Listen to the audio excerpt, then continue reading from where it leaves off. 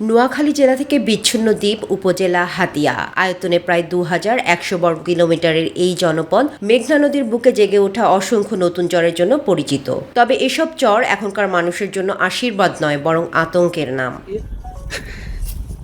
স্থানীয়দের অভিযোগ, বছরের পর বছর ধরে চর দখলকে কেন্দ্র করে হাতিয়ায় গড়ে উঠেছে একাধিক ভূমিদস্যু ও জলদস্যু বাহিনী। প্রশাসনের দুর্বল নজরদারিতে এসব বাহিনী দিন দিন আরও শক্তিশালী হয়ে উঠছে। হাতিয়ার আইন শৃঙ্খলা পরিস্থিতি খুবই খারাপ। ইতিপূর্ব এই সমস্ত বাহিনীর হাতে 6 মার্ডার, 7 মার্ডার, অসংখ্য মার্ডার একসাথে অনেকগুলো মার্ডার সংঘটিত হয়েছে।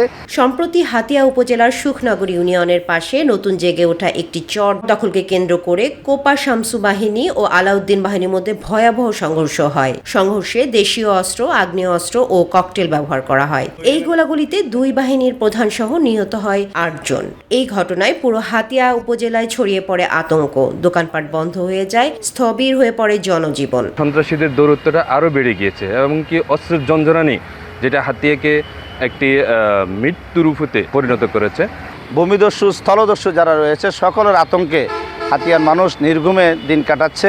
দুর্গম এলাকা হওয়ায় অভিযান পরিচালনা কিছুটা চ্যালেঞ্জিং বলে জানিয়েছে পুলিশ। তবে বর্তমানে যৌথ বাহিনী অভিযান চলছে এবং খুব শীঘ্রই বড় ধরনের অভিযান পরিচালনা করা হবে বলে জানিয়েছেন অতিরিক্ত পুলিশ সুপার। আমাদের অভিযান পরিচালিত হচ্ছে, আমাদের পুলিশের পাশাপাশি অন্যান্য বাহিনী আমাদের সহযোগিতা করছে। একসাথে আমরা যৌথ অপারেশন করব এবং এটা চলমান থাকবে। স্থানীয়রা আশঙ্কা করছেন, সামনের নির্বাচনকে কেন্দ্র করে আবারও সশস্ত্র গ্রুপগুলো আধিপত্য বিস্তারের চেষ্টা করতে পারে। দ্রুত কার্যকর ব্যবস্থা না নিলে পরিস্থিতি আরও ভয়াবহ হয়ে উঠতে পারে। তামান্না সাদিকা, মাই টিভি নিউজ ডেস্ক।